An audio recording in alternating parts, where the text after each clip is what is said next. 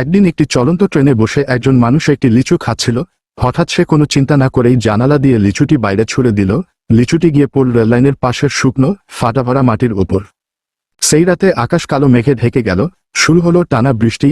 বৃষ্টির পানিতে শক্ত মাটি নরম হয়ে গেল, আর লিচুর বীজ ফেটে বেরিয়ে এলো একটি ছোট সবুজ কুঁড়ি। কয়েকদিনের মধ্যেই চারাটি একটু বড় হলো, কিন্তু রোদ, ধুলো আর পানি না পাওয়ায় লিচু গাছটি ধীরে ধীরে শুকিয়ে যেতে লাগলো। পাতাগুলো ঝুলে পড়ল, ডাঁটা দুর্বল হয়ে গেল। ঠিক তখন কাছের জলাশয়ে থাকা এক সাদা হাঁস চারাটিকে লক্ষ্য করল। প্রতিদিন সে নিজের মুখ দিয়ে সরাসরি চারার গোড়ায় পানি ঢেলে দিত, আর নিজের শরীর দিয়ে চারাটাকে কিছুটা ছায়াও দিত। দিনে দিনে চারাটি বড় হয়ে এক সুন্দর ছায়াঘেরা লিচু গাছে পরিণত হলো।